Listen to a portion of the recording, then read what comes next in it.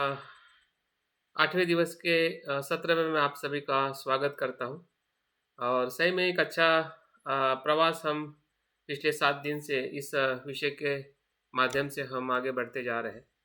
आगे बढ़ने का मतलब यह है कि हम थोड़ा और गहराई में उतर रहे हैं और गहराई में उतरने का जो अनुभव है वो कहीं न कहीं इस अभी तक की हमने जो 6 और 7 विशुद्धियाँ देखी है और उसी विशुद्धियों को ध्यान में रखते हुए हमें अपने भीतर जो विशुद्धि की प्रक्रिया है, विशुद्धि का मतलब ही निर्वाण है, परम सुख है और उसी ही 7 शुद्धियों को या 7 स्तर की हम निर्वाण की अनुभूति कह सकते हैं कि पहले स्तर में हमें शील में जो अनुभूति होती है, शरीर और वाचा का जो सुख है, उसका जो हमें लाभ मिलता है, तो वो भी प्रारंभ में जो कल्याणकारी है, हाँ, हाँ, वो भी एक निर्वाण का सांसारिक अनुभव है, जहाँ पे हम काया वाचा से कुशल कर्म करते हुए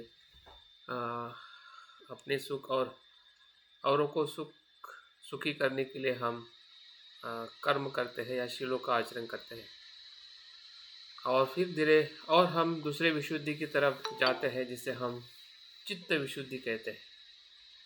तो चित्त विशुद्धि एक प्रकार से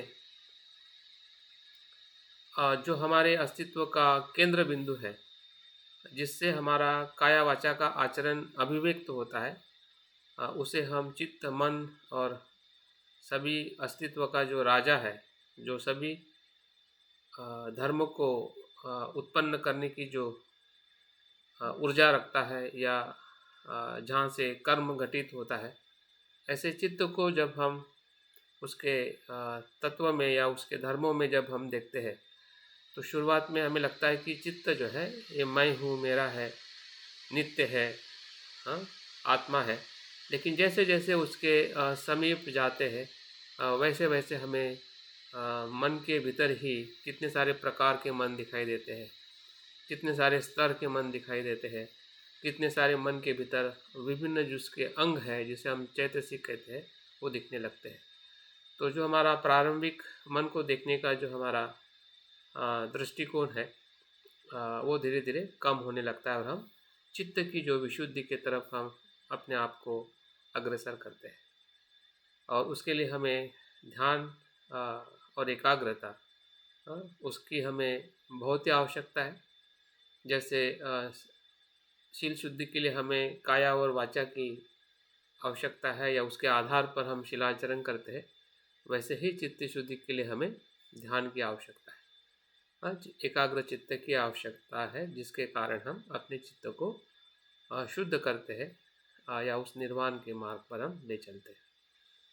उसके बाद हमने तीसरी जो विशुद्धि है, दृष्टि विशुद्धि को हमने देखा कि नाम रूप को उसके स्वभाव, उसके धर्म में देखना ही दृष्टि की विशुद्धि है। और नाम रूप को हमने उसको और विभिन्न पहलुओं में देखा कि पंचस्कंद में भी देखा नाम रूप कैसे फैलते जाता है। फिर 12 आयतनों में देखा कि वो 12 आयतन किस प्रकार से अपने अस्तित्व को, पंचस्कंदों को पूरे ब्रह्मांड के साथ में जोड़ लेते हैं और इस पूरे ब्रह्मांड और जो हमारा पंचस्कंद है, उसके भीतर जो धातु है, जो तत्व है, उस धातु को हम 18 धातु में उसको विभाजित करते हुए बुद्ध बताते हैं। तो मतलब एक प्रकार से पूरे ब्रह्मांड का जो स्वरूप है, वो हमें 5 स्कंद, 12 आयतन और 18 धातु के भीतर ही हमें समझ में आता है, जिसको हम बुद्धिस्ट कॉस्मोलॉजी भी कहते हैं कि बौद्ध धर्म में वैश्विक दर्शन क्या है, विश्व का दर्शन बुद्ध ने कैसे बताया है कि विश्व में क्या होता है और किस तत्व से ये विश्व बना है। तो इसे ही 5 स्कंदों से और 12 आयतन और 18 धातु से बना है। तो इस प्रकार से जो हमारी दृष्टि जो है, जैसे हम शरीर को और मन को हम एक स्वतंत्र या उसकी जो पहचान हम सीमित दायरे में या उसको आत्मा या नित्य के रूप में हम देखते हैं, तो वो धारणा धीरे धीरे हमारी उसको जैसे जैसे हम सम्यक दृष्टि से एकाग्र चित्त से जैसे जैसे हम देखते हैं, तो धारणा हमारी टूटने लगती है और उसकी जो विशालता और सूक्ष्मता दोनों चीज़ें हमें पता चलती है। उसके बाद हमने देखा है कि जो शंका वितरण, शंका का वितरण करना या शंका का समाधान करना, ये भी एक ज्ञान, इसका भी ज्ञान से हमें विशुद्धि प्राप्त होती है। क्योंकि कभी कभी जब हम भीतर प्रवेश करते हैं तो उसमें बहुत सारी समस्याएं, शंकाएं निर्माण होती है नाम रूप के प्रत्ययों के प्रति, कि नाम रूप कैसे उत्पन्न हुआ, वर्तमान में, भूतकाल में कैसा हुआ था, भविष्य काल में कैसे होगा। तो आदि सभी प्रश्न जब हमारे मन में विचिकित्सा के रूप में निर्माण होते हैं, तो उस विचिकित्सा के उस प्रश्नों को कैसे समाधान करना है, उसके बारे में हमने कल देखा था। और साथ साथ में हमने ये भी देखा था कि मार्ग और अमार्ग की विशुद्धि क्या है। तो मार्ग और अमार्ग के विशुद्धि में हमने कल थोड़ी शुरुआत की थी, और उसके भीतर जो एक मुद्दा बाकी रहा था, जिसमें बुद्ध पंचस्कंदों के चिंतन करने के जो 40 प्रकार का मार्ग बताते हैं, 40 प्रकारों से, 40 आकारों से हम पंचस्कंदों को देख सकते हैं। जैसे कि हम अक्सर पंचस्कंदों को हम 3 लक्षणों में देखते हैं, या 4 सत्यता में देखते हैं, अनित्य, अनात्म, दुख और अशुभ के अर्थ में। लेकिन उसके अलावा भी जो पंचस्कंद का चिंतन करने के जो मार्ग है या उपाय है, जिस उपाय को बुद्ध ने अपने शिष्यों को बताया है, और उससे हमें इसकी परिकल्पना हो सकती है कि हम किसी भी मार्ग से, किसी भी अर्थ से हमारे पंचस्कंदों को हम महसूस कर सकते हैं। तो वो क्या है, उस ध्यान से सुनिए।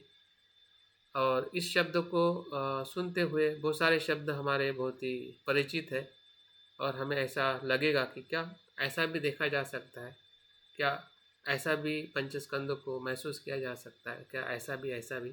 और ऐसे बहुत सारे जो हमारे भीतर पहले से कुछ अनुभव है, वो भी हमें साथ देंगे, और कुछ अनुभव हमें अभी तक नहीं लिए हैं।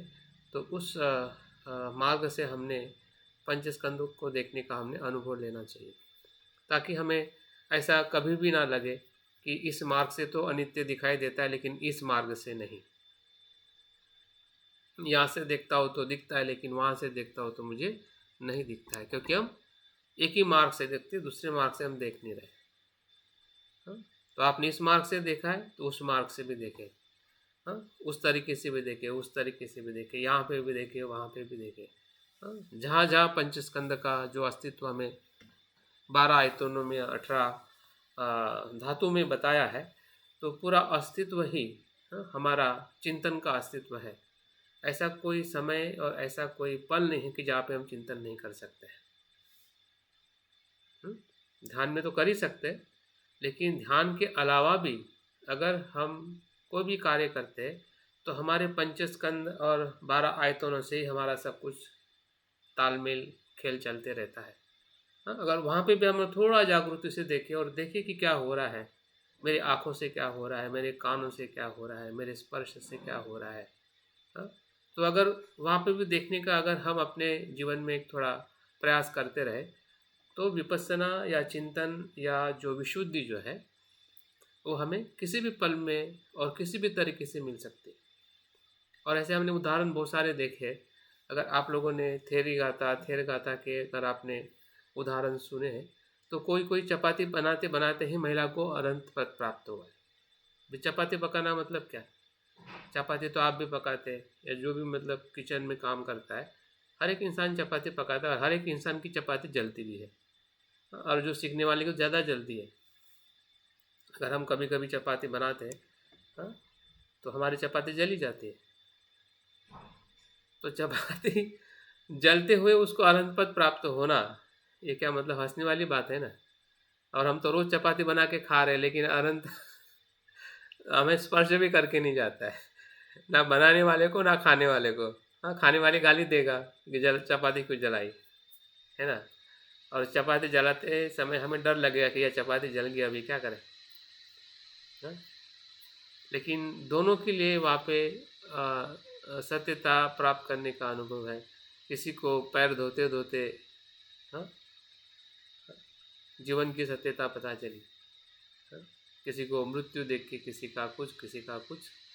तो सत्य मतलब किसी चौकड़ी में बंधा हुआ नहीं है, लेकिन अक्सर जब हम सत्य को ढूंढना चाहते हैं तो हम चौकड़ी में ढूंढते हैं। जो हमें बताया गया है शब्दों में या उतने में ही हम ढूंढते हैं, उसमें भी मिलता नहीं। हाँ, उसको देखने के बाद में भी उसके भीतर का अस्तित्व हमें पता नहीं चल पाता है, क्योंकि हम उसके गहराई में जाना ही नहीं चाहते हैं। तो देखिए, पंचस्कंदों को देखने के जो 40 प्रकार के जो मार्ग बताए हैं, हाँ, तो मैं एक एक शब्दों को पढ़ता हूँ और बहुत सारे शब्द आपके लिए बहुत ही अ, अर्थपूर्ण है, और कह सकते हैं कि इसको आपने अनेकों बार सुना भी होगा।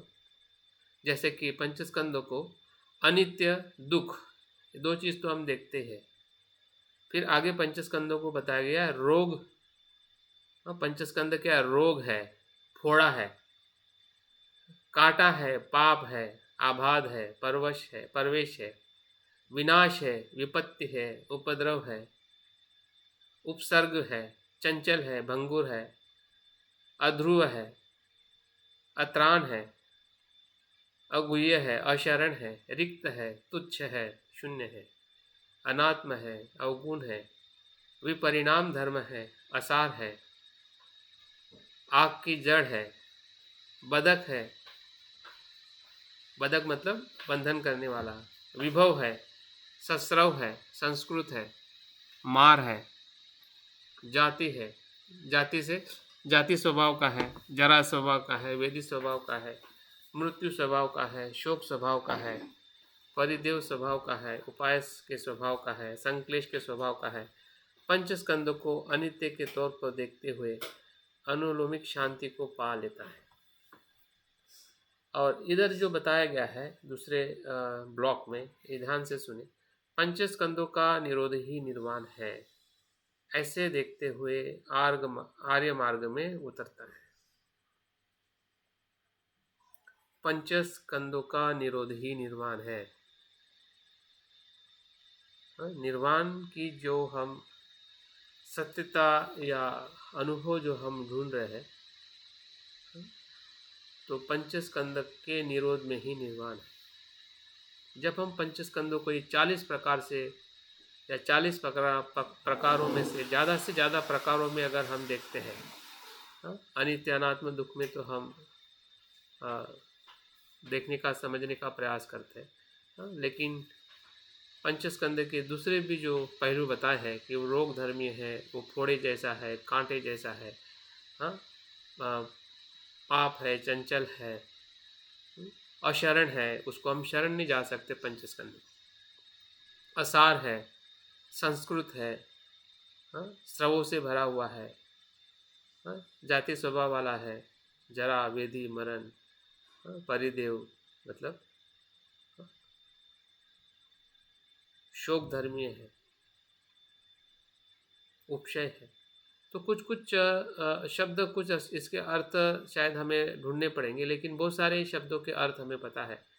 जो इसमें तुच्छ है, शून्य है, अध्रुव है, अध्रुव मतलब वो नित्य नहीं है, चंचल है, भंगुर है, विपत्ति वाला है, विनाश धर्मी है, विपत्ति धर्मी है। तो इनमें से जो भी शब्द जो हम अक्सर जीवन में सुनते हैं, पढ़ते हैं, और हमें कहीं न कहीं इसका एहसास होता है कि जीवन या पंचस्कंद क्या है, और उसकी जो अनित्यता का बोध लेने के ये सभी अलग अलग पहलू हैं। और इस पहलुओं को जब हम समझते हैं अपने अनुभव से, तभी पंचस्कंद हमें होते हुए भी हाँ, हम पंचस्कंद का हमारा अस्तित्व होते हुए भी हम पंचस्कंद में आसक्त नहीं हो सकते। जब हम इतने सारे उसके अवगुणों से या उसकी जो वास्तविकता के अर्थ में जब पंचस्कंद को देखते हैं, तो हमारा पंचस्कंद को पकड़ने का जो आसक्त होने का या उसमें सुख ढूंढने की जो हमारी अभिलाषा है, मिथ्या धारणा है, उससे अपने आप ही हम मुक्त हो जाते हैं। उसको नहीं देखने के कारण ही उस पंचस्कंद को, हाँ, फिर हमारे विचार हो, संस्कार हो, शरीर हो, भावना हो, हाँ, उस सभी से हम जुड़े रहते हैं या जुड़ने की जो हमारी भावना है, हाँ, और इसीलिए है क्योंकि हम उसको वास्तविक स्वरूप में नहीं देख पा रहे। तो वास्तविक स्वरूप को, हाँ, उसके नाम रूप के जो अलग अलग जो पहलू बता है, उसके उत्पत्ति के साथ जो हमने उसमें देखा है, हाँ, और इसको उस मार्ग के साथ, ये मार्ग है, अगर हम चिंतन करते हैं, वही मार्ग की विशुद्धि है। अगर इसका हम चिंतन नहीं करते हैं तो इसका मतलब हम संसार के मार्ग पे जा रहे हैं, जो कि वो अमार्ग है। संसार से संसार की तरफ जाना, पंचस्कंद से पंचस्कंद की तरफ जाना, हाँ, मतलब पंचस्कंद से, हाँ, फिर से पंचस्कंद की तरफ जाना, फिर से मृत्यु होना, फिर से जन्म होना, फिर से मृत्यु होना, फिर से जन्म होना, हाँ, तो ये अमार्ग है, अयोग्य मार्ग। तो मार्ग क्या है कि पंचस्कंद को यथार्थ में जानते हुए, हाँ, उस मार्ग का अनुसरण करना, हाँ, अनित्य मार्ग का, अनात्म मार्ग का, दुख के अनुभव के मार्ग का, और इन सभी प्रकारों से जब हम पंचस्कंद को देखते हैं तो वही हमारा सच्चा मार्ग बनता है। जैसे कि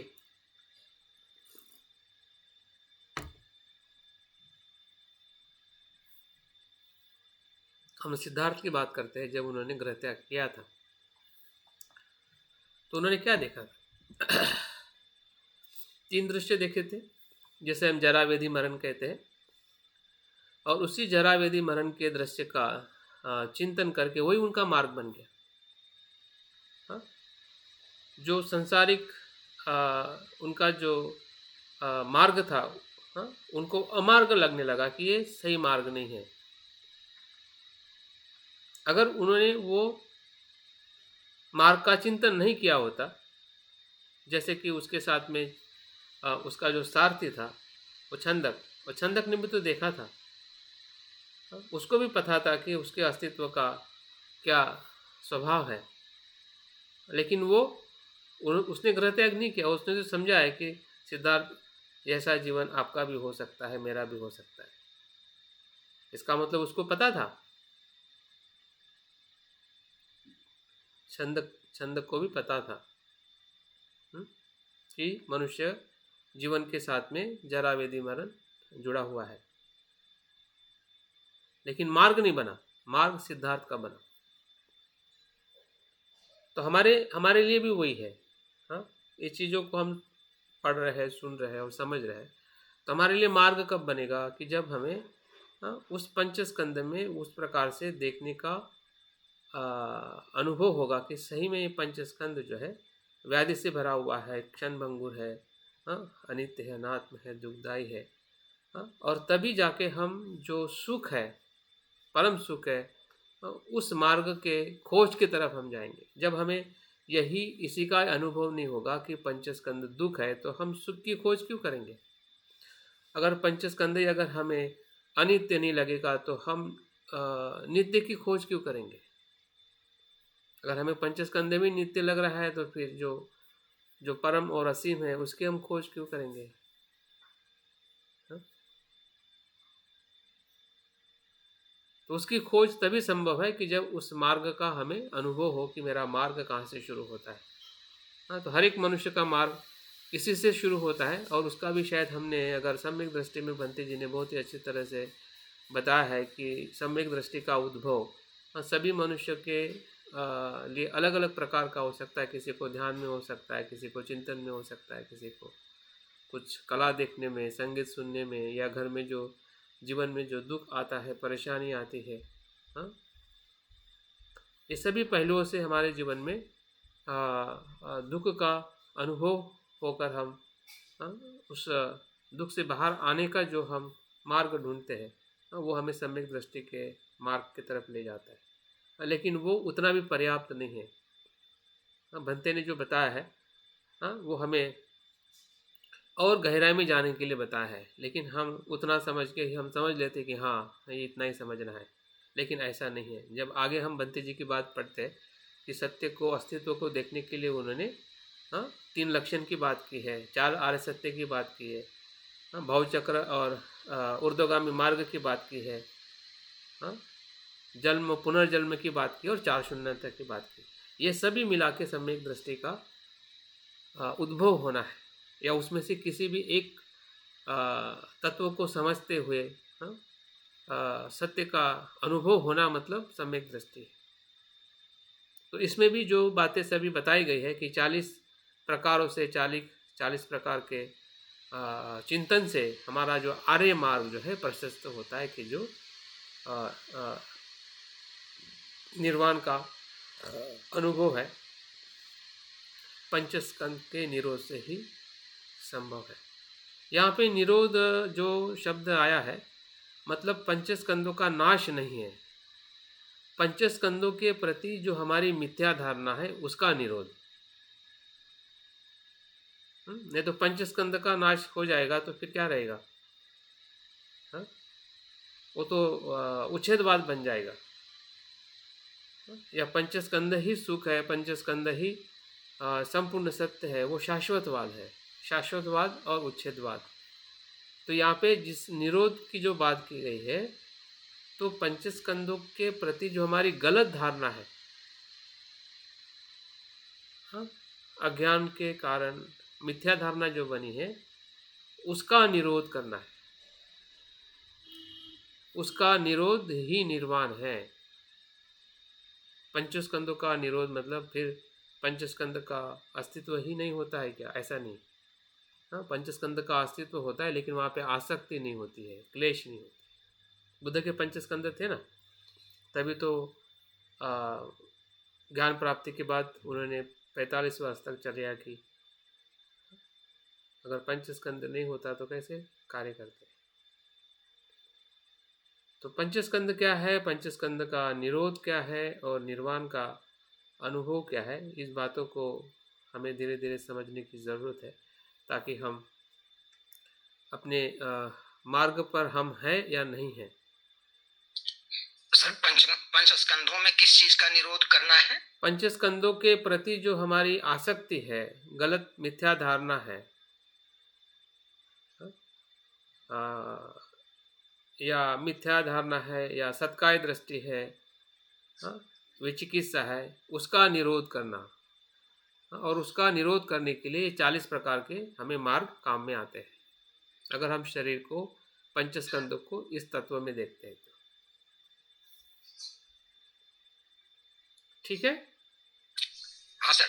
चलिए, अभी हम छठी जो दृष्टि है, उसके तरफ थोड़ा हम अभ्यास करते हैं, ताकि हम कल का जो समय रहेगा उसमें इसका भी कुछ हिस्सा बाकी रहेगा, और सातवीं जो दृष्टि है उसके साथ थोड़ा हम उसको कंटिन्यू करेंगे, ताकि हमें अगर कुछ छूट गया है, नहीं छूट गया तो उसमें बहुत सारी चीज़ें छूट रही है। ऐसा नहीं है कि हम हर एक पहलुओं को हम देख सकते हैं, क्योंकि जो ग्रंथ की जो विशालता जो है और उसकी जो व्यापकता जो है बहुत विस्तृत है। और उस हाँ जी, उसमें कुछ जो शब्द ऐसे आए हैं, उनका कुछ अर्थ अगर बताएंगे तो अच्छा है।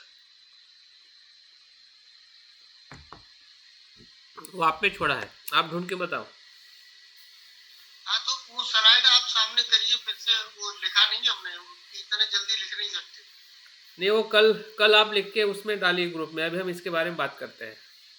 उसमें से जो 40 में से 10 भी हमें समझ में आए ना, तब भी पर्याप्त है। एक सर कसीण है, कसीण। कसीन? कसीण, हाँ सर। कसीन? हाँ कसीण है सर, एक शब्द।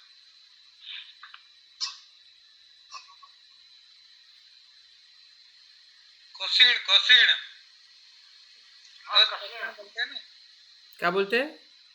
कसीण हम्म, विशुद्धि। ठीक है। उसमें से जो भी शब्द नहीं समझ में आए उसको आप ग्रुप में डालिए, और जिसको भी पता है उसके बारे में थोड़ा बताइए। वो ध्यान में आ गया ना कसीण का। हाँ हाँ, कसिन ध्यान। कसीण ज्ञान। ठीक। तो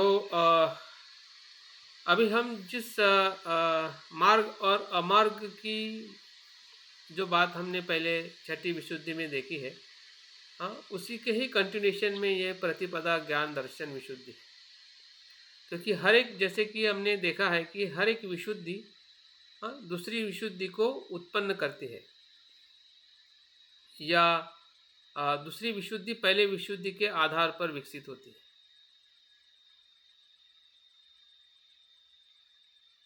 तो जैसे हमारी शंका निवारण होता है, और हम मार्ग और अमार्ग को समझते हैं कि संसार का मार्ग क्या है और निर्वाण का मार्ग क्या है, और उसके बाद में हमें जो प्रतिपदा जो है, एक प्रकार से मार्ग का अनुभव करने का जो दर्शन जो है, प्रतिपदा मतलब उस मार्ग पर चलना भी, उसका जब हमें एक प्रकार से विपස්සना का ही दर्शन है, उस मार्ग पर चलने का जो प्रयास है, क्योंकि अभी पता चल गया है कि मार्ग अमार्ग क्या है, शंका भी हमारी अभी शांत हो गई है। तो अभी हमारा जो प्रयास रहेगा वो डायरेक्ट आचरण का, या उस विपස්සना साधना पे अनुभव की तरफ जाने का हमारा सुनिश्चित मार्ग रहेगा। अभी वहाँ पे भटकाव नहीं है। पहले जब तक शंका कुशंका है, और मार्ग और अमार्ग का अगर हमें ख्याल नहीं है, हाँ, तब तक विपස්සना की जो स्थिरता जो है, हाँ, वो हमें समझ में नहीं आएगी, या हम उसको समझ नहीं पाएंगे। लेकिन अगर हम धीरे धीरे अगर अपने पहले विशुद्धि के साथ अगर आगे बढ़ रहे हैं, हाँ, तो उसके बाद की विशुद्धि हमें और ज़्यादा विकसित होने के लिए हमें मदद कर सकती है, और हम उस गहराई में या उस ऊंचाई में जा सकते हैं जिसको हम निर्वाण या विमुक्ति का अनुभव कहते हैं। इसमें जो बातें बताई है, ये मैं पढ़ते हुए बहुत सारी चीज़ें मुझे भी कुछ गहराई से कुछ बातें मुझे भी समझनी है आप लोगों के साथ साथ में, क्योंकि मेरा भी अध्ययन ये आप लोगों के साथ में हो रहा है, इसलिए कुछ बातें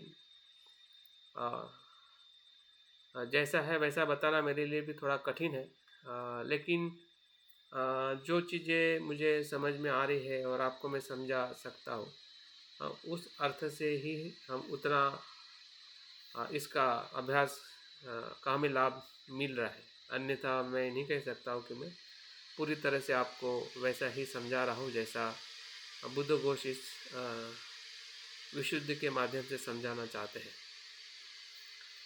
तो जब हम छठे प्रकार की जब विशुद्धि की हम बात कर रहे हैं, तो उसका अर्थ क्या है और उसमें कितने प्रकार के ज्ञान की बात की गई है, तो उससे हमें ख्याल आएगा।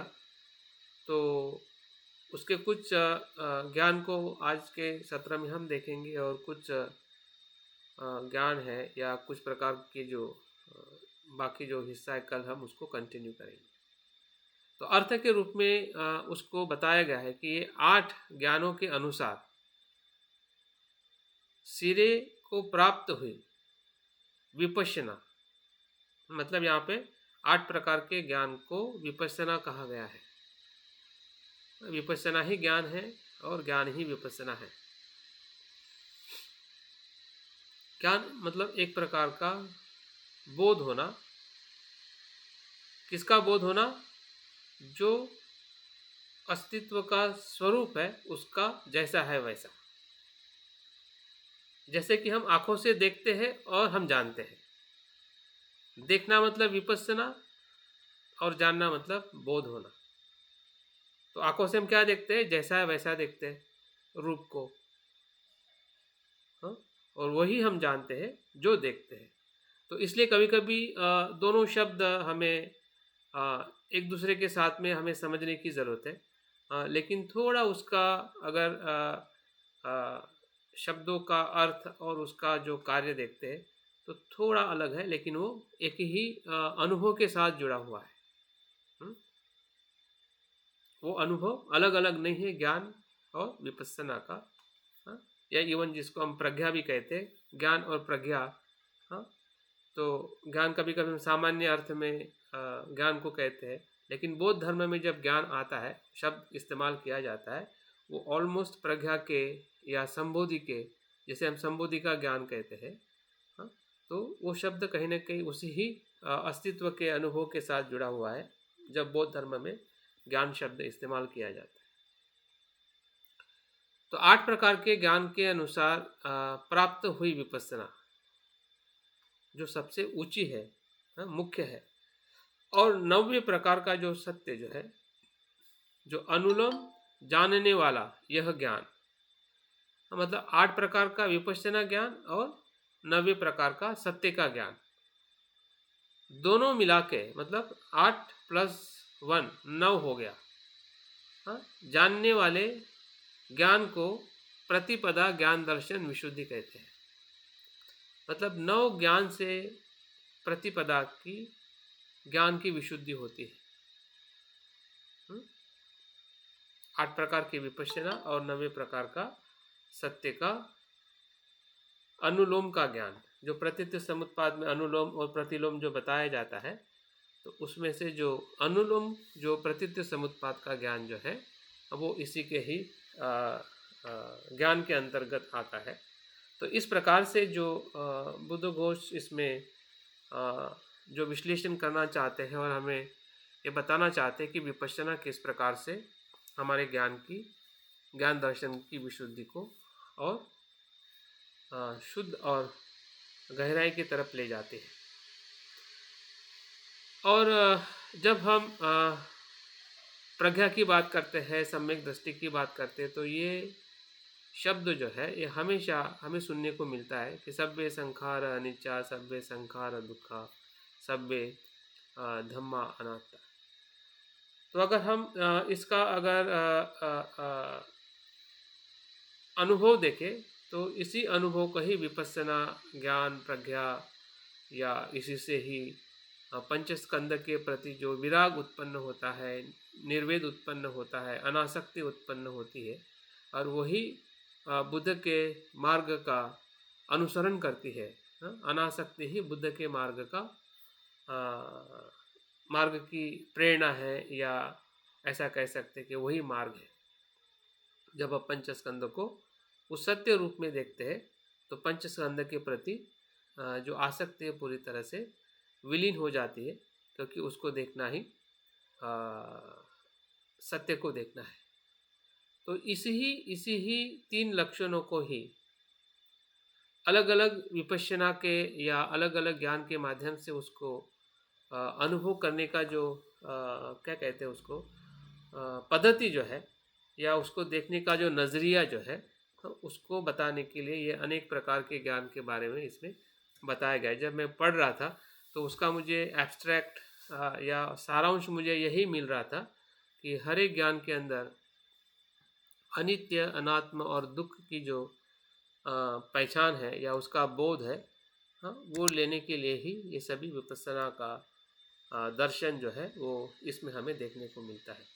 तो अगर आप भी थोड़ा उस चैप्टर को अगर आप पढ़ते हैं, अगर आपके पास किताब है या मैंने जो PDF भेजा है, तो उसमें इतना टेक्स्ट, इतनी कुछ उसमें उदाहरण के तौर पे और उसके जो विस्तृत वर्णन जो है उसमें जो बताने का जो प्रयास किया है, तो बहुत सारी चीज़ें रिपीट होते हुए लगता है कि क्या वही बात है, लेकिन जब उसके भाव को समझना चाहते हैं कि ये क्या बताना चाहते हैं इस वाक्य में, इस पैराग्राफ में, तब पता चलता है कि ये कुछ जो सूक्ष्म बोध जो है अनित्य अनात्म दुख का, जहाँ से हमें एक दर्शन की, ज्ञान के दर्शन की अनुभूति हो सकती है, ऐसे कुछ उसमें वर्णन दिए हुए जिसको हमने बार बार पढ़ने से और थोड़ा चिंतन और चर्चा करने से वो बातें हमें समझ में आ सकती है और समझने की ज़रूरत भी है। तो देखते हैं कि इसमें से कुछ ज्ञान को मैंने क्लिक किया है, सिलेक्ट किया है, तो उसको हम थोड़ा समझने का प्रयास करते हैं। ये जरा बैक करिए स्लाइड,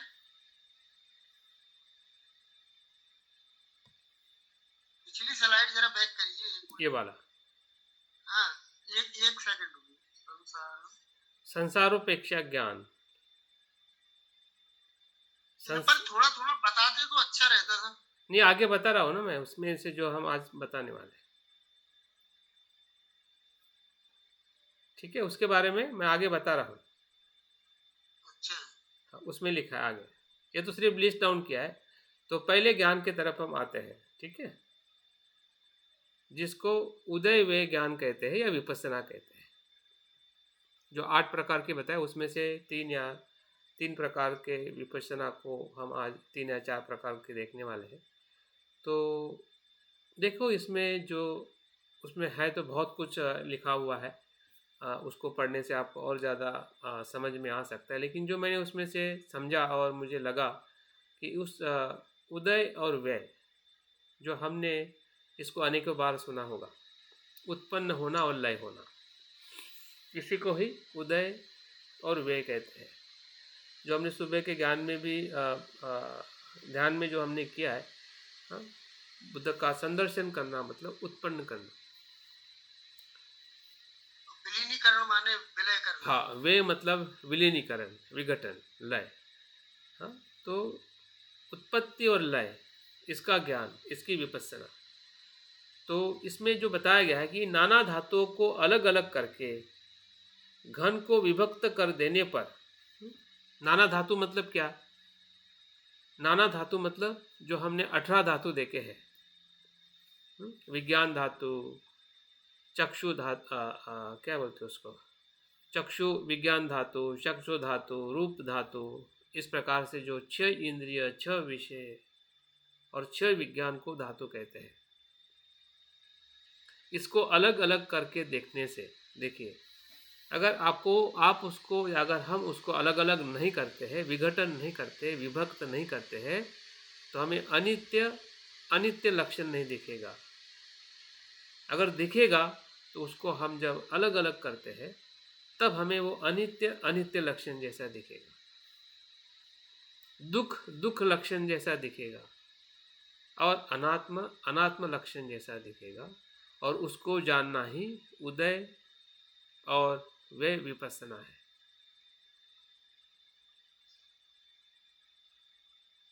और इसका बोध हम सांस भी जब लेते हैं और छोड़ते हैं, और उसका भी स्पर्श जब होता है तो स्पर्श भी उत्पन्न होता है और लय होता है। तो ऐसा कोई धातु नहीं है कि आप वहाँ पे नज़र डालो और ये आपको ज्ञान नहीं होगा। हर धातु का ये अपना स्वभाव है और उसको देखना, हाँ, उस उदय या लय, उत्पत्ति और लय में देखना, हाँ, इन तीनों लक्षणों को, अनित्य, दुख और अनाथ, यही विपස්සना है।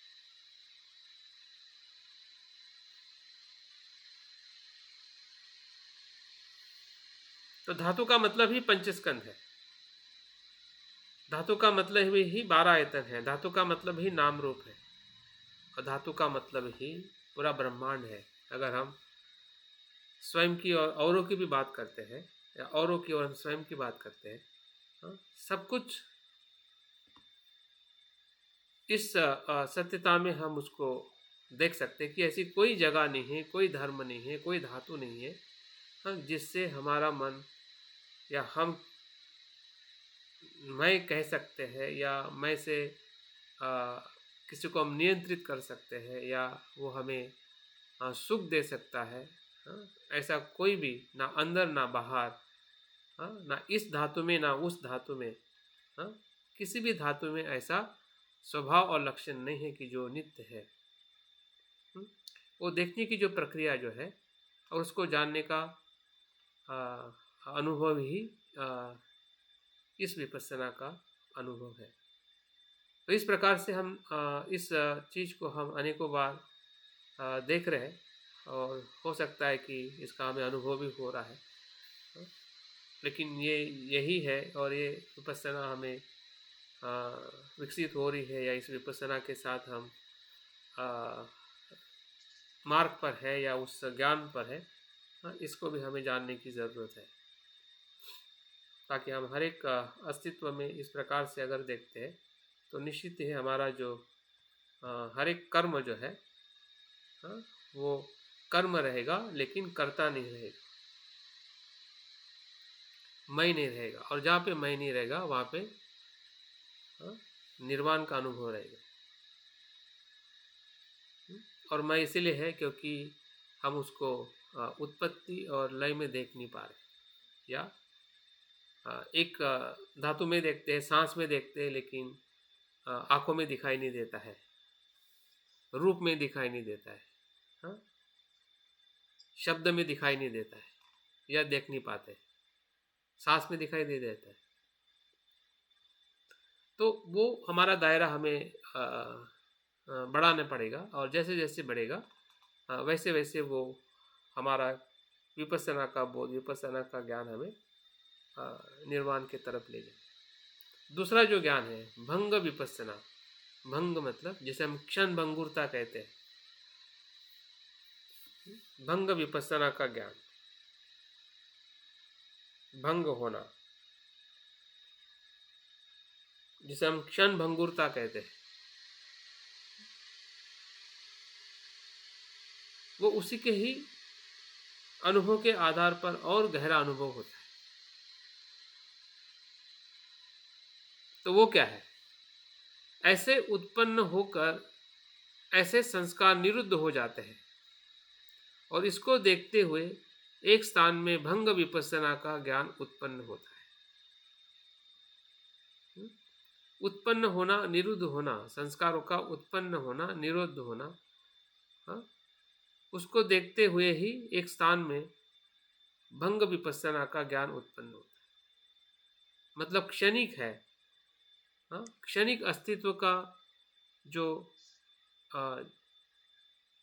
अनुभव जो है इस विपස්සना में हमें होता है। जैसे जैसे हम लय लय लय उत्पत्ति और लय, उत्पत्ति है लय को जैसे जैसे हम देखते हैं तो उस धातु का, उस धर्म का, उस संस्कार का, क्षण भंगुरता का भी अनुभव होता है। क्षण के लिए ही उसका अस्तित्व, और क्षण के लिए भी अस्तित्व का उसका स्वरूप क्षणिक है, क्षण के लिए भी वो नित्य नहीं है।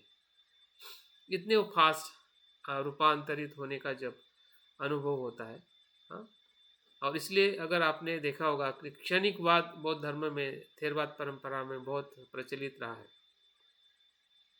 अनित्यवाद के साथ में क्षणिकवाद, और उसी क्षणिकवाद से शून्यतावाद का जन्म हुआ है।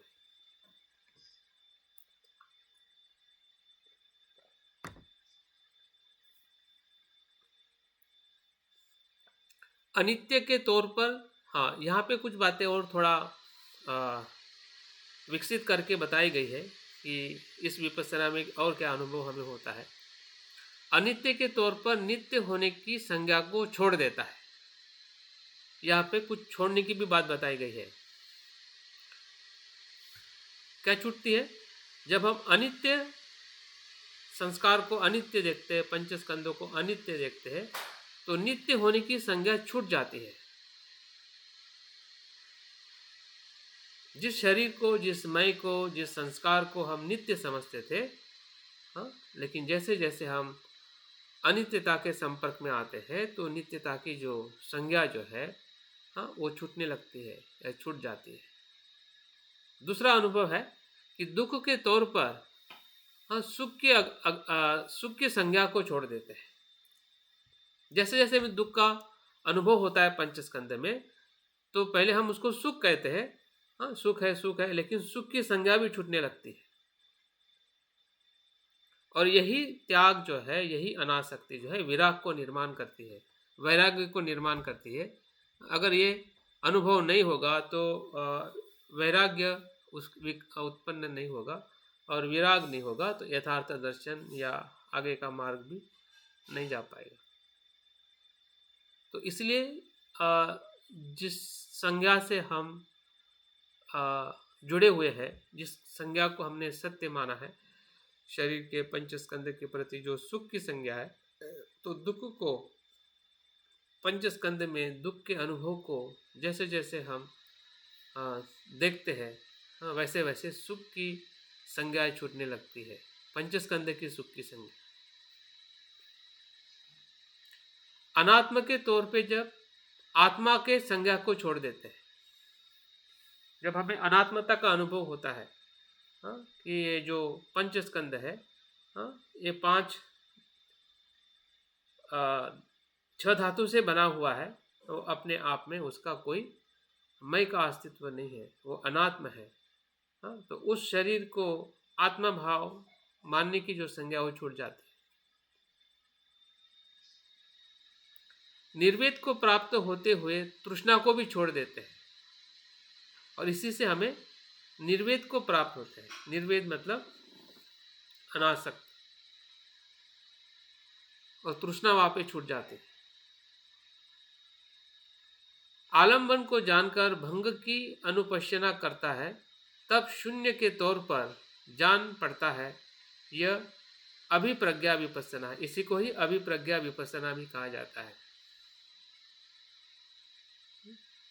ये सभी आलंबन जो है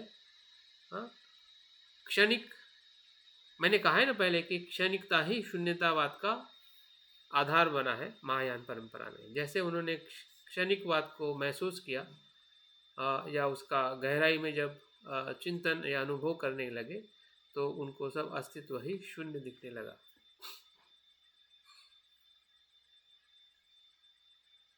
और शून्य का मतलब कोई भी अस्तित्व स्वयं में स्वतंत्र नहीं है, उसका नाम शून्यता है। शून्यता का मतलब ऐसा मत समझिए कि कुछ भी नहीं है, वो तो फिर उच्छेदवाद हो गया, और कुछ है वो शाश्वतवाद हो गया।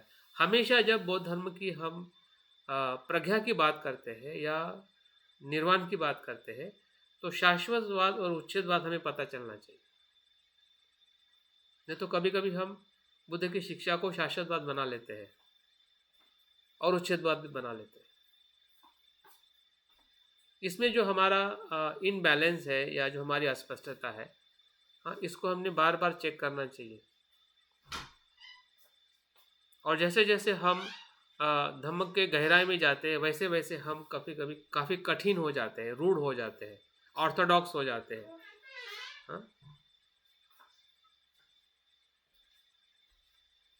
और वही ऑर्थोडॉक्स होना या पकड़ के रखना शब्द के संज्ञा के बोध को या हमारे खुद के अनुभव को, और उसी को सच मानना कि ऐसा ही होता है, ऐसा ही वो नहीं होता है, ऐसा ही होता है, ऐसा नहीं होता है, तो समझ जाइए कि हम शाश्वतवाद या उच्छेदवाद में पड़े हुए हैं। फिर किसी भी सिद्धांत, किसी भी अनुभव के आधार पर आप उसको परीक्षण कर सकते हैं।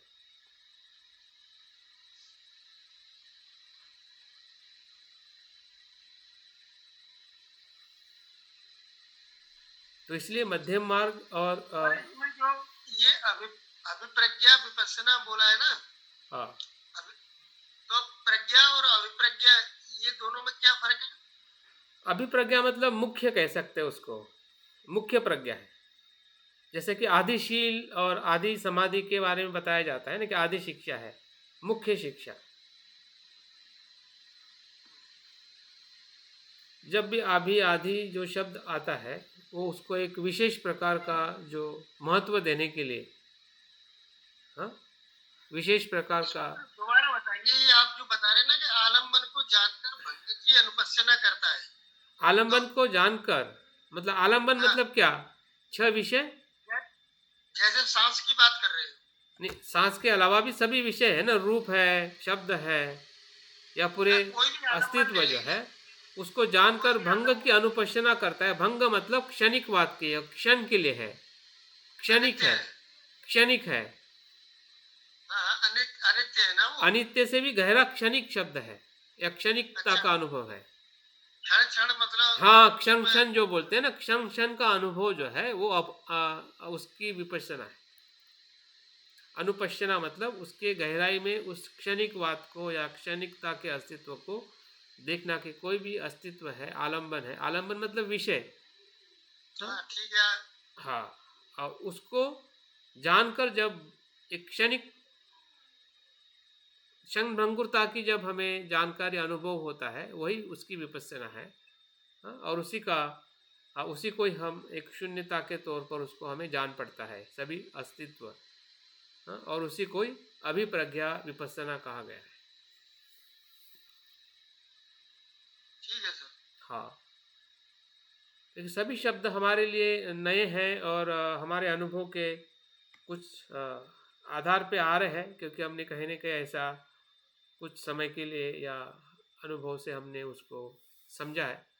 लेकिन उसको और समझने की ज़रूरत है कि ऐसा भी देखना है, वैसा भी देखना है, वैसा भी देखना है। तो मतलब देखने की जो हमने विपश्यना की जो हमने बात की थी कि भली-भाँति देखना, मतलब समग्रता में देखना, हर पहलुओं में देखना, अनित्य करके ही देखना, नहीं तो अनात्म करके भी देखना, अ, दुःख करके भी देखना, अशुभ करके भी देखना। हाँ? और उसके साथ में भी और भी कुछ बताया है कि वो असार है, वो पीड़ादायक है, वो जराधर्मी है, वेदधर्मी है। तो ये जितने भी उसके पहलू है पंचस्कंद को या अपने अस्तित्व को देखने के, उन सभी अस्तित्व को जैसा जैसा हम जब जब जिस जिस अनुभव के साथ उसको अगर हम देखते हैं, तो उसमें हमें देखने की विविधता आएगी। हमें कभी भी ऐसा नहीं लगेगा कि अनित्य करके क्यों देखा जाए। तो आप दूसरे पहलू से भी देख सकते हैं। तो देखने में अगर आपकी वैरायटी आएगी तो आपको देखने में और समझने में ही हमें आनंद आएगा कि ऐसा भी देखा जाता है, ऐसा भी इसका अस्तित्व महसूस किया जा सकता है। और हर समय में हमें उसकी जो आचरण करने की हमें मुभा मिलेगी, या हम अलग प्रकार से किसी भी समय किसी भी तरीके से उसको हम पंचस्कंद को उसके यथार्थ के रूप में देख सकते हैं।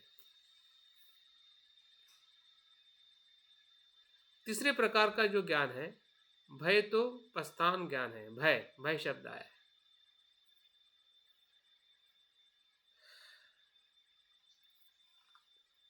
इसका मतलब क्या है? इसका उसमें शब्दों से मुझे समझ में नहीं आया था पहले, लेकिन जैसे मैंने पढ़ा और समझने का प्रयास किया तो ये बहुत ही महत्वपूर्ण ज्ञान है। और ये ज्ञान हमें और विपස්සना की तरफ और ज्ञान की शुद्धि की तरफ ले जाने के लिए हमें मदद करता है। उसे ऐसे सब संस्कारों को क्षय वे भेद नाश और निरोध के आलंबन वाले भंग की पश्यना करते हुए, भावना करते हुए, मतलब पहला जो अनुभव है वो इसमें कैरी फॉरवर्ड है, वो तो रहता ही है। वो अनुभव कैरी फॉरवर्ड होता है यहाँ पर भी, लेकिन आगे ये क्षण भंगुरता का, अनित्यता का, क्षय का जब हमें अनुभव होता है तो आगे का जो ज्ञान है, आगे की जो प्रक्रिया जो है, वो भयतोपस्थान ज्ञान से आगे जाती है, या वो हमें और गहराई में लेके जाती है। ऐसा इस प्रज्ञा में बताया गया है। देखिए आगे क्या कहते हैं। मतलब सारे योनि, योनि मतलब सभी अवस्थाएं, सभी लोग, गति, जो भी गति मिलती है, स्थिति, हाँ, जो भी हमें स्थिति प्राप्त होती है, सत्ववास मतलब लोक, जिसे हम लोक कहते हैं, हाँ, लोक के संस्कार उसी प्रकार महाभयानक भयानक जान पड़ते हैं। मतलब यहाँ पे जो पहले शब्द इस्तेमाल किए गए, योनि, गति, स्थिति, सत्ववास के संस्कार, हाँ, ये सभी मतलब एक प्रकार से जो मनुष्य लोग हैं, देव लोग हैं, या जो छह लोग हैं, हाँ, या संपूर्ण जो लोगों का जो अस्तित्व जो है इस ब्रह्मांड में, हाँ, उसके सभी के संस्कार उसी प्रकार महाभयानक जान पड़ते हैं। मतलब भय को जानने की जो प्रज्ञा है वो इसमें बताई गई है। कैसे जान पड़ते हैं, आगे उसका उदाहरण दिया गया है। जिस प्रकार डरपोक पुरुष को सिंह, बाघ, चीता, भालू, राक्षस, स्मशान भूमि, युद्ध भूमि जले हुए अंगारा आदि को देखकर, इसमें बहुत सारे उदाहरण दिए लेकिन मैंने कुछ सिलेक्टेड इसमें रखे ताकि हम उसको ज़्यादा समझ सके। इस प्रकार से सभी संस्कार भयजनक लगने लगते हैं। आगे क्या बताया गया है, उसे मतलब हमें भूतकाल, भविष्य काल और वर्तमान काल के संस्कार निरुद्ध हो गए हैं, हो जाएंगे, ऐसा देखते हुए इस स्थान में भयतोपस्थान ज्ञान उत्पन्न होता है। मतलब वो कितने भयंकर है संस्कार, जिस प्रकार से पुरुष को सिंह बाघ या इस प्रकार से डरावनी चीज़ों से हम देखकर डर जाते हैं, वैसे ही संस्कार हमें डराते हैं। लेकिन जब उसको हम संस्कारों को निरुद्ध होते देखते हैं, तो उस भय से, भय के स्थान से हम मुक्त हो रहे हैं, इसका ज्ञान हमें होने लगता है। भय मुक्ति का ज्ञान होने लगता है। भय के ज्ञान से भय मुक्ति का ज्ञान होने लगता है। जिस संस्कारों को या हम सुरक्षित जगह समझते थे या मानते हैं, पंचस्कंद को, जीवन को, इस संस्कारों को, लेकिन वो कितने भयंकर है, कितने भयानक है, इसका ज्ञान होना। जैसे कि इस उदाहरण से हमें पता चलता है कि हम कितने दलदल में फंसे हुए हैं, इसका ज्ञान होना। मतलब क्या, उस दलदल से बाहर आने का प्रयास है। अगर दलदल में हम फंसे हुए हैं, इसका अगर हमें ज्ञान ना हो, वही अगर हमें भयंकर ना लगे, तो हम उस संसार से बाहर कैसे आएंगे। ये इस प्रकार का भय, भय मतलब किसी मृत्यु के भय की बात नहीं कही गई इसमें। ये पंचस्कंद के संस्कारों की जो उसकी वास्तविकता है, उसके भय की बात कही गई है, क्योंकि वो निरुद्ध होने वाले हैं। संस्कार की निरुद्धता को या अनित्यता को महा भयानक कहा है। और सभी अस्तित्व में, इसी योनि में नहीं, इसी गति में नहीं, किसी भी गति में, किसी भी योनि में हमारा जन्म होगा, या किसी भी योनि में जो भी अस्तित्व इस संसार ब्रह्मांड में है, वो सभी संस्कार महाभयंकर है, क्योंकि वो संस्कार निरुद्ध होते हैं, उत्पन्न होकर लय होते हैं। और उसको जब हम देखते हैं वर्तमान, भविष्य और भूतकाल में, तो वो स्थान में भय स्थान ज्ञान हमें उत्पन्न होता है। तो इस प्रकार से बुद्ध हमें, या ये मार्ग हमें अनित्यता, अनात्मता और दुख की जो गहराई है, और किस प्रकार से उसको हमने देखना चाहिए, जानना चाहिए, ताकि हम सिर्फ अनित्य, अनात्म, दुख ऊपरी तौर पे ही हम टिके ना रहे, कि जान लिया, पता चल जाता है कि अनित्य अनात्म है। तो हमें उसकी जो अलग अलग जो उसके पहलू है, उस पहलुओं पे भी हमें धीरे धीरे देखने का प्रयास करना पड़ेगा, ताकि हम सही अर्थ में अनित्यता से हम निर्वेद या विराग की तरफ प्रवेश करते हुए हम सही अर्थ में अपने निर्वाण के मार्ग पर हम चल सकें। और इसके 8 गुण हैं, ये भी मुझे बहुत अच्छे लगे। भंगानुपश्यना के ज्ञान के 8 गुण हैं। जब क्षण भंगुरता का हमें अनुभव होता है या विपස්සना होती है, तो उसके 8 प्रकार के लाभ होते हैं, 8 प्रकार के गुण। ये बुद्ध ने स्वयं कहा है। तो कौन से 8 प्रकार के गुण हैं, उसको हम देखते हैं। कि जो इस लोक को बुलबुले की तरह और मरीचि की तरह देखता है, उसे यमराज भी नहीं देखता है।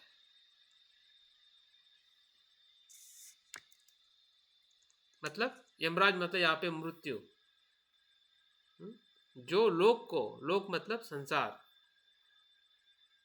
बुद्ध ने कहा है, जो इस लोक को बुलबुले की तरह या मरीचि की तरह, बुलबुले मतलब पानी में जो बुलबुला आता है,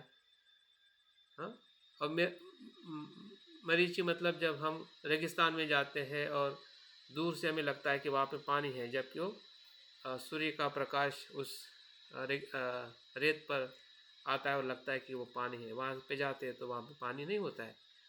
एक प्रकार से वो भ्रम निर्माण करता है।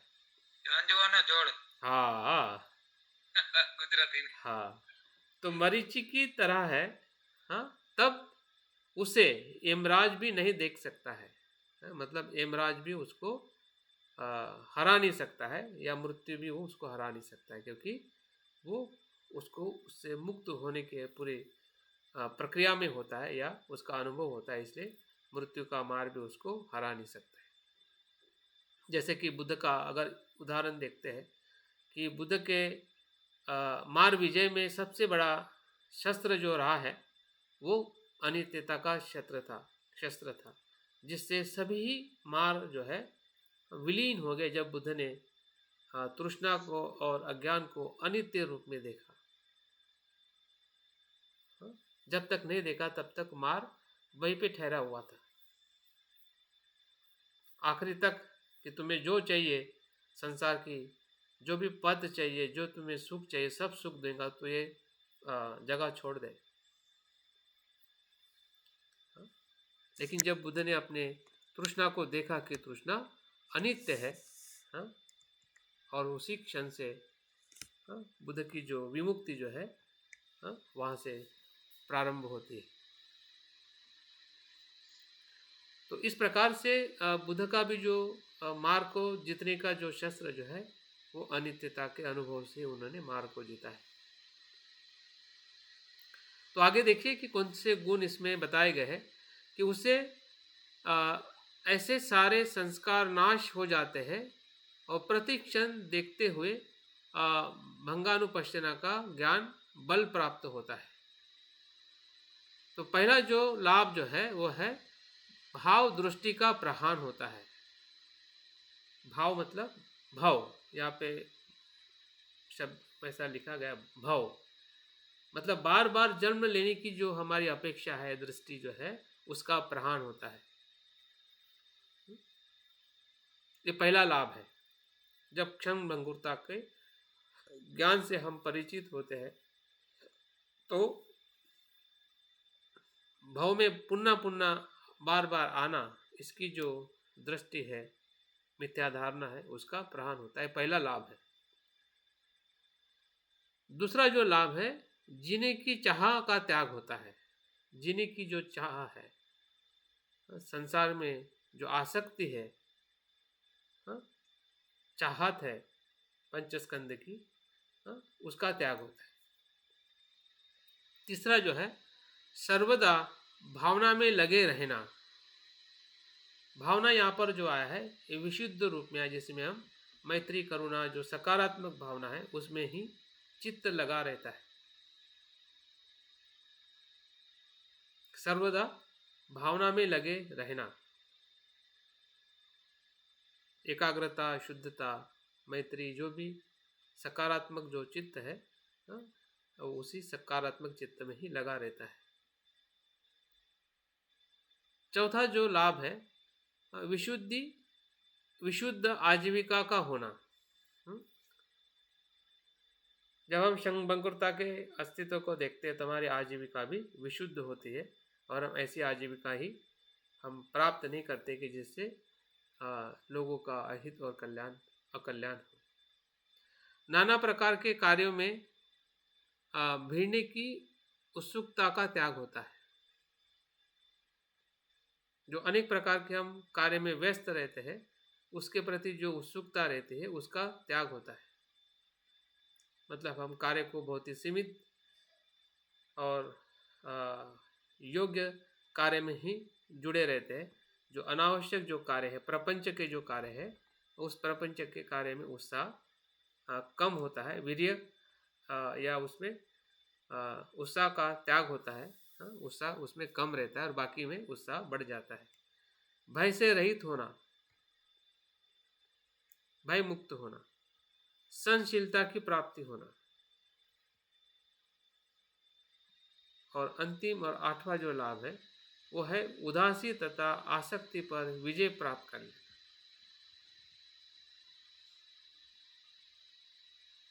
ये 8 प्रकार के लाभ जो है इसी ही ज्ञान से हमें मिलते हैं। सर आठवां फिर से बताइए सर। उदासी तथा आसक्ति पर विजय प्राप्त करना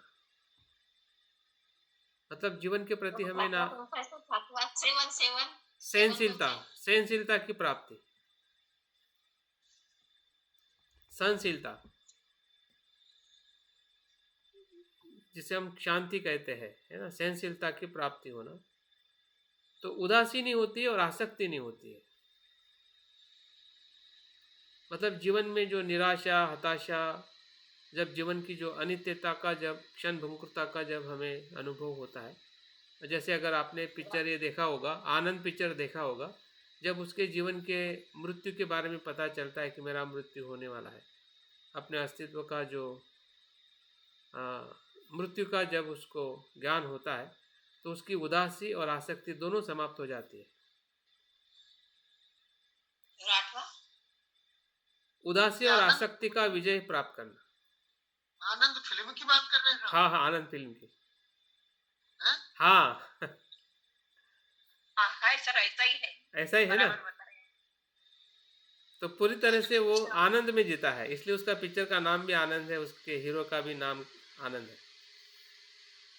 सर एक बार जरा पहले वाले का बता दीजिए, भाव दृष्टि का प्रहार। हाँ, भाव दृष्टि मतलब बार बार जन्म लेने की जो हमारी मिथ्या धारणा है।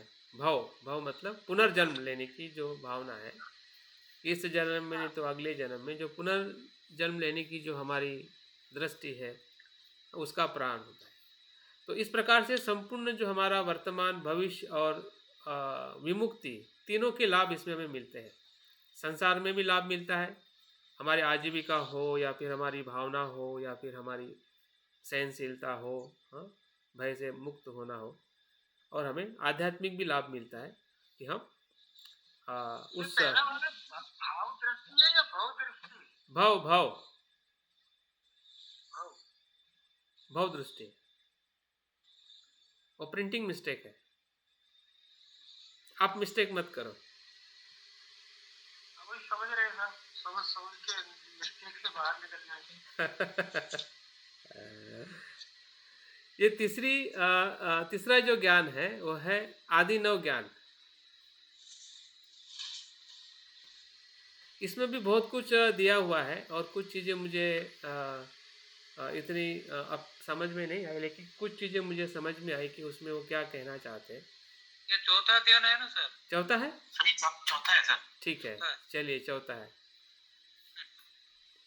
हाँ, पहले उदय है, बाद में कौन सा है? हाँ, क्षण भंगुर है, तीसरा भय वाला है ना, भय से, हाँ हाँ, और चौथा आदिनव है।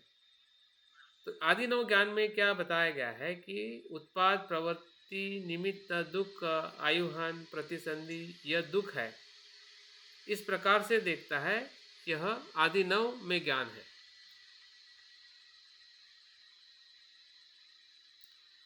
आदिनव मतलब जो जीवन के उत्पत्ति के लिए जो कारणीभूत है, निर्माण करने का जो मूल है, उसको आदिनव कहते हैं, ऐसा मुझे इससे पता चल रहा है।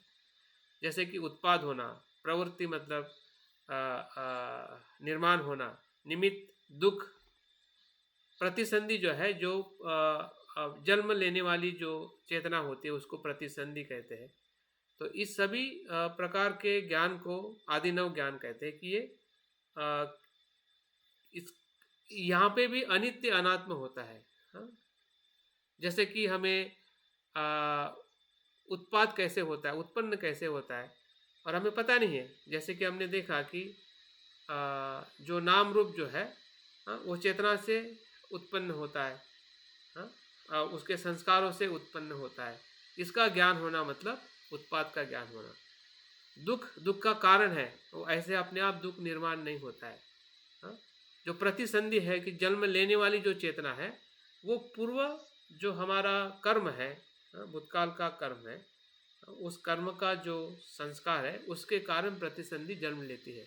मतलब इस प्रकार की, जिस प्रकार से हम इस शरीर में या इस पंच स्कंद में हम अपने अस्तित्व को अनित्य अनात्म देखते हैं, वैसे ही जो हमारा दूसरे स्तर पर भी जो हमारा अस्तित्व है, हाँ, दुख में हो या प्रतिसंधि में हो या अलग अलग जगह पर, हाँ, उसका भी जो ज्ञान होना, हाँ, या उसका बोध होना, वो भी एक प्रकार की विपස්සना है। नहीं तो फिर हमें प्रतिसंधि है, उत्पाद है, दुख है, इसके जो मूल जो उत्पाद है या मूल जो प्रत्यय है, उसका अगर ज्ञान नहीं होगा और उसमें अगर हम नित्य देखेंगे, अगर प्रतिसंध्या में अगर हम नित्य देखेंगे तो हम आत्मावादी बन जाएंगे, जबकि हम पंचस्कंद में अनित्य देख रहे हैं। लेकिन जो मृत्यु के बाद का जो जन्म की जो प्रक्रिया है, प्रतिसंधि में अगर हम नित्य देखेंगे तो हम संभ्रमित हो जाएंगे और हमारी विपස්සना अधूरी रह जाएगी। और इसलिए जो उत्पत्ति का जो भी प्रत्यय है या उत्पत्ति होने वाले जो भी तत्व है, घटक है, वहाँ पे भी हमें अनित्य अनात्म करके उस सत्यता में उसको देखना मतलब आदि नव है। उसका भी ज्ञान हमें रखना है या हमें रखने का थोड़ा और प्रयास करने की ज़रूरत पड़ेगी, क्योंकि ये सभी चीज़ें हमसे क्या कहते हैं कि थोड़ी और गहरी है और सूक्ष्म है। जो चीज़ें पंचस्कंदों में हम देख सकते हैं तो प्रतिसंधि है या फिर और कुछ उत्पत्ति की जो कुछ भी अवस्थाएं है, उसको कैसे हम देखें। लेकिन अगर हम उसको अनित्य अनात्म तौर पे अगर देखने का प्रयास करते हैं तो निश्चित ही हम उस अज्ञान से या उस भ्रम से हम बाहर आ सकते हैं। और उसको दूसरे अर्थ में बताया गया है, उसका विपरीत जो पहलू है आदि नव ज्ञान का, वो है अनुत्पाद, अपरिवर्ती, अनिमित्त सुख, अनायुहन, अप्रतिसंधि। यह सुख है, ये शांति पद में ज्ञान है। मतलब वो संसार है तो ये निर्वाण है। संसार की उत्पत्ति कैसी होती है, उसका आदि क्या है, संसार के उत्पत्ति का आदि क्या है, उसको जानना मतलब आदि नव ज्ञान है। और संसार के अनुत्पाद को मतलब उत्पन्न नहीं होता, नहीं होगा, जिसे निरोध कहते हैं, जिसे निर्वाण कहते हैं, उसको जानना मतलब शांति पद में ज्ञान है। तो इस प्रकार से जो संसार उत्पत्ति का ज्ञान और संसार विमुक्ति का ज्ञान या निर्वाण, जो उत्पन्न नहीं होता है उसे हम निर्वाण कहते हैं। जो जन्म बार बार नहीं होता है उसको हम निर्वाण कहते हैं। जिसकी प्रतिसंधि नहीं बनती है उसको हम निर्वाण कहते हैं। जो सुख ही सुख है, संसार में सुख के साथ दुख भी है, निर्वाण में सुख के साथ दुख नहीं है, वो अनिमित्त है। संसार निमित्त है, हर संसार में निमित्त होने से ही घटना घटित होती है। तो इस प्रकार से दोनों अस्तित्व को जानते हुए हम आदि नव ज्ञान क्या हो सकता है। हाँ जी, इसमें जो वो है ना, वो सरल सूत्र, हाँ उसमें हाँ ये शब्द इस्तेमाल किया है कि जीवन अनिमित्त है। हाँ हाँ आप यहाँ कह रहे हैं कि संसार निमित्त है। हाँ, संसार में निमित्त होता है, निमित्त होता है संसार। हाँ, संसार निमित्त है। वो अनिमित्त वो निर्वाण के अर्थ से ही आया होगा। अनिमित्त समाधि है सर। हाँ, अनिमित्त समाधि, बिल्कुल। अच्छा, इसके ऊपर अगर आपका कुछ है तो उसको आप थोड़ा नोट डाउन कर कल के इसमें थोड़ा डालिए, थोड़ा चर्चा करेंगे उसके ऊपर, ठीक है। निमित्त माने क्या? निमित्त मतलब एक प्रकार से वो विषय ही होता है। जैसे कि हम कोई चीज़ हमारे मन में एक आलंबन आ जाता है, आलंबन को ही निमित्त कहते हैं। कारण, हाँ, उसका कारण होता है निमित्त मतलब इसके कारण। अनिमित्त यानी कारण बोल सकते हैं क्या? हाँ, बोल सकते हैं, लेकिन यहाँ पे निमित्त जो है एक आलंबन के तौर पे है, विषय के तौर पे है। जैसे कि अगर आपने इसके बारे में सुना होगा कि किसी का अगर हमारा मृत्यु होने के हम प्रक्रिया में होते हैं तो आने वाला जन्म जो है, जो आपके उस क्षण में जो ऑब्जेक्ट आता है ना, मृत्यु के क्षण में, वो निमित्त बन जाता है। हाँ हाँ समझ में आया? वो हाँ जो बीज बन ऑब्जेक्ट, जाता है उसका। हाँ, तो भले उसका आपने कर्म कितना भी अच्छा किया होगा, बुरा किया होगा, वो तो आपके साथ में कैरी फॉरवर्ड होगा ही, लेकिन दूसरे क्षण के लिए जो निमित्त बनता है ना, हाँ, उसी का ही नेक्स्ट क्षण बन जाता है। हाँ, उसका कारण बन जाता हाँ है, हाँ उसका हाँ हाँ हाँ, हेतु बन जाता है।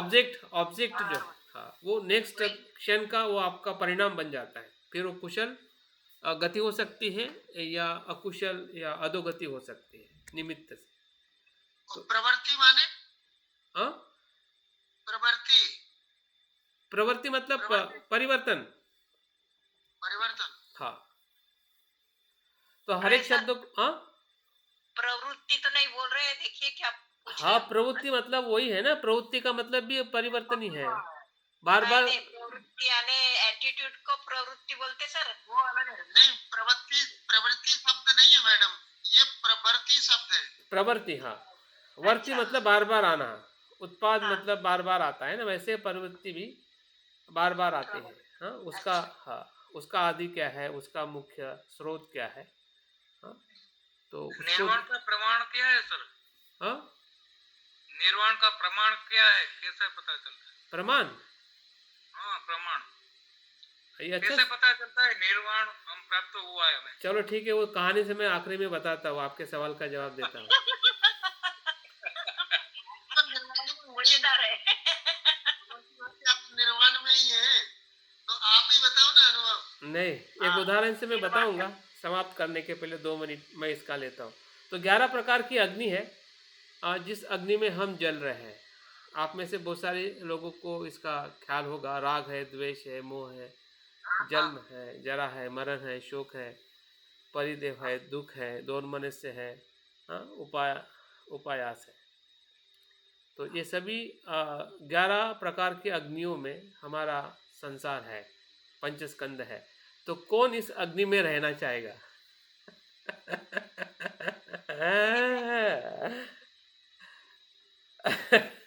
इसलिए बुद्ध ने इसको अग्नि कहा कि भाई बाहर आ जाओ, मैं तुम्हारे लिए हाथ लेके बैठा हूँ, है ना। अभी उनका, बुद्ध का हाथ पकड़ने के लिए हमें पहले अग्नि का एहसास भी होना ज़रूरी है ना। हाँ, अगर अग्नि का ही एहसास नहीं होगा तो बुद्ध का हाथ हम कैसे पकड़ेंगे? हाँ, सही है ना। तो बुद्ध का हाथ पकड़ने के लिए हमें ये 11 प्रकार की अग्नि हमारे पंचस्कंद में हमारे जीवन में कैसे कार्य कर रही है, हाँ, उसका एहसास होने से ही हम इस आग से बाहर आने का प्रयास कर सकते हैं। सर इसमें परिदेव शब्द आया है। हाँ, ये परिदेव किसी को पता है पतिदेव? शोक, शोक तो पता है। वेदना को बोलते क्या नहीं मालूम? परिवेद वाक्यों में बताइए सर। ढूंढो ढूंढो ढूंढो, वो आपके लिए होमवर्क है, सब मैं ही ढूंढूंगा थोड़ी चलेगा। हाँ गूगल सर्च करना पड़ेगा। वो गूगल सर्च करो या त्रिपिटक सर्च करो। जिसने सवाल पूछा है वो एक ढूंढेगा और उसका अगर अच्छा मित्र होगा वो ढूंढेगा। ठीक है, प्रयास करेंगे। ठीक है, तो ठीक है, अभी हम एक सवाल का जो उन्होंने पूछा है और फिर बाकी आगे का शब्द वर्ड, सॉरी वर्ड क्या है वो? क्या परफेक्ट कौन सा है वो? क्या? इसके लिए परिवेद, क्या परिवेद? हाँ, वो आपको ही ढूंढना है पद्मजा जी, ढूंढो कल। ढूंढूंगे। हाँ हाँ, मगर घर नहीं बताने वाले हैं आपको। वर्ड का पर्टिकुलर वर्ड ढूंढेंगे मगर वो वर्ड क्या है जिसको ढूंढना है? परफेक्ट वर्ड बताइए सर। वो परफेक्ट वर्ड है, मैं आपको पीडीएफ भेज दूंगा, उसमें देख लेना। अच्छा। जो पत्नी का गुस्सा सहन करता है ना, उससे परिदेव। चलिए ठीक है, सवाल अच्छा पूछा है अमरशी भाई ने कि निर्वाण को कैसे प्रमाणित किया जाए। तो मैं आखिरी छोटी सी कहानी बता के आज का सत्र हम पूरा करते हैं। हाँ, तो कहानी ऐसी है, जैसे अमर सिंह भाई को प्रश्न खड़ा हुआ था वैसे ही सवाल एक कहानी में उपस्थित होता है। तो दो भिक्षु होते हैं और एक साथ में अपने साधना को, अपने प्रयास को वो करते रहते हैं। और जो उसका सीनियर मॉन्क होता है उसको कुछ रिद्धियाँ सिद्धियाँ प्राप्त होती है। रिद्धि सिद्धि मतलब चीज़ों को निर्माण करना या उस चीज़ों में एक आकार निर्माण करना, और ऐसे कुछ उनको रिद्धियाँ प्राप्त होती है ध्यान से, और उसको ऐसा भ्रम हो जाता है कि मैंने निर्वाण को प्राप्त किया है। और लोगों को भी अपने उस रिद्धियों से परिचय करा के लोगों को भी लगने लगता है कि इस भिक्षु को निर्वाण प्राप्त हुआ है, और इस प्रकार से उसका निर्वाण प्राप्त होने का जो अफवाह है या बात है पूरे जगह पर फैल जाते हैं। उसके साथ में जो उसका शिष्य होता है वो बहुत प्रामाणिक होता है और बहुत ही हार्ड वर्कर होता है। वो भी उसके साथ में साधना करते करते एक दिन वो अपने गुरु को पूछता है, क्या आपने सही में निर्वाण को प्राप्त किया है? तो बोलते हैं कि हाँ। तो उस शिष्य को लगता है कि अभी इसने निर्वाण प्राप्त किया है कि नहीं किया है, तो मैं कैसे प्रमाणित कर सकूं?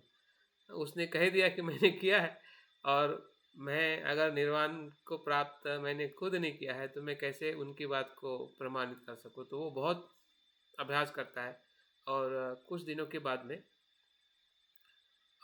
वो ध्यान से अपने उस अवस्था को प्राप्त कर लेता है जिसे निर्वाण की अवस्था कहते हैं। अभी दोनों जब आमने सामने आते हैं तो शिष्य जो पूछता है कि आप कह रहे हैं कि आपको निर्वाण प्राप्त हुआ है, तो चलो हम एक परीक्षा करते कि आपको सही में निर्वाण प्राप्त हुआ या नहीं हुआ है। तो शिष्य को तो पता चल जाता है कि इसने निर्वाण प्राप्त नहीं किया, लेकिन फिर भी मेरे गुरु कहते हैं कि मैंने प्राप्त किया है, क्योंकि वो जान लेता है, क्योंकि वो खुद अभी निर्वाण प्राप्त भिक्षु है, लेकिन उसके गुरु को पता नहीं है। तो उसको चैलेंज देता है कि चलो हम देखते हैं कि मैंने निर्वाण प्राप्त किया है कि नहीं किया है। तो दोनों भी आमने सामने बैठते हैं और शिष्य पूछता है कि आप आपके निर्वाण को प्रमाणित करिए। तो अपना जो गुरु जो है एक उसके रिद्धि से एक शेर का पुतला बनाता है, मेम का पुतला बनाता है कि देखो ये मेरा प्रमाण है कि मैंने निर्वाण प्राप्त किया है। तो बोलता है कि ठीक है, अभी तुमने क्या प्राप्त किया, तुम कुछ दिखाओ। तो वो शिष्य जो होता है वो उससे भी ज़्यादा सिद्धि को प्राप्त किया हुआ रहता है और निर्वाण को भी प्राप्त किया रहता है। तो वो क्या करता है कि जो उसने मेम का जो शेर का पुतला बनाया है, तो शिष्य क्या करता है कि उस मेमले के पुतले में जान झोंक देता है और शेर जिंदा हो जाता है और जो मेम का जो शेर जो है जीवित हो जाता है और जैसे जीवित हो जाता है तो उसको जीवित शेर को देख के जो उसका जो गुरु है वो भाग जाता है क्योंकि डर लगने लगता है। हाँ, लेकिन जो शिष्य जो है वहीं पे शांति से बैठा रहता है निर्भयता से। हाँ, वो उस शेर से ना भागता है ना उसको भगाता है। और बाद में फिर वो अपने शिष्य गुरु को बताता है कि देखिए, अगर आपने निर्वाण प्राप्त किया होता तो आप यहाँ से भागते नहीं। हाँ, निर्भय रह के आप इसी जगह पे स्थिरता से बैठे रहते। अगर आप भागे हैं तो आप में भय है मृत्यु का या जो भी क्लेश है जिसके कारण आपने निर्वाण को प्राप्त नहीं किया।